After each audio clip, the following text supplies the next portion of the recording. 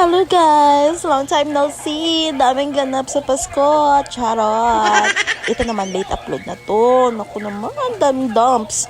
So, siya lang yung angel na ayaw sa liwanag ko, diba? So, dito, yan, yung hobby ko, first time namin hindi magpasko together kasi nga may reunion sila sa kanilang family at hindi ako makakasama, o diba? So, kinabukasan, Christmas shopping na kami.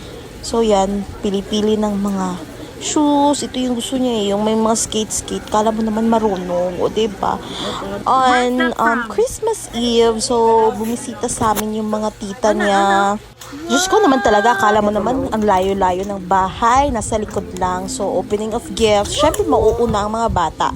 Kasi nga, yan yung trip nila. Kasi nga, Pasko para sa mga bata, o diba? Ang dami-dami niyang gifts from her dada, of course sa akin. And wala pa dyan yung mga gifts ng ninang niya. Okay, paparating pa lang. Ongoing. So, kinabukasan naman, dumating yung tita ko. So, hindi naman napakalayo ng bahay niya. This is Christmas Day and wala. Dito sila para sa kanilang mga gifts din. Of course, naghanda kami kasi nga, alam namin pupunta sila. Ano ba kayo? Tapos, kasi nga, one night lang naman yung reunion ng hobby ko. So, may pasalubong siya sa akin chicken. Just ko, akala ko, anong gagawin. So, first kill. O, diba? Sino ka dyan? Paskong Pasko, may pinatay tayong manok. Pero anyways, masarap naman yung tinola. Ginawa ko. Pero, eto na, kinahapunan na to. So, may mga nagbigay na ng gifts kina mama, tsaka ni JC. O, diba? Tapos ko nang na-open yung sa akin eh, 'di ba? May bag siya, tapos may damit, o 'di ba? Sino ka diyan? Tapos si JC naman, may regalo from her ninang. Umiiyak siya dyan kasi nung time na kinuha ko yung mga regalo, malakas yung ulan, eh, 'di ba? So parang ang layo-layo naman ng mga ninang niya nang sa labas lang. So kinuha ko yung mga gifts na hindi ko siya sinama kasi nga umuulan, o 'di ba? Nag-explain na naman ako. Oh. So, ang gift pala ng ninang niya is sandals from Sugar Baby. Tama ba yun? Basta SM yun. Tapos itong painting na to. Diba?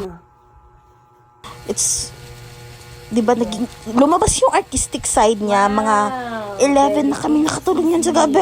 May lakad pa kami bukas. Okay, ito na. So, dahil nga hindi kami nakasama si Dada sa Christmas, so bumawi siya sa amin. So, nag-road trip lang kami sa Claveria Road. Okay, diba?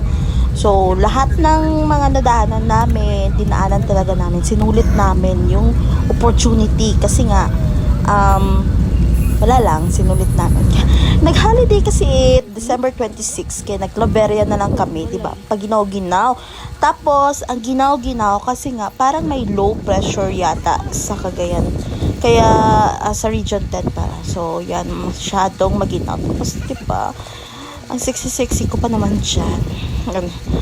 Yan, si mama, nandun na sa sa gilid. Kasi nga, ang ginaw. Tapos, ang daming tao din, tapos, yan si Dada. Ginawa namin human drone. Inawat. Kinopyan niya yung ang hirap. Bakit ako nagtagalog? Ibisaya naman ako. So, yan. Ginawa niya yung sa Siargao na human drone. Tapos, yan. Ito yung finale. O, pa. O, sino ka dyan? O, diba? Ang galing. Ang galing talaga. So, ang haba-haba na ng video namin. Yun lang. Thank you for watching. Bye-bye!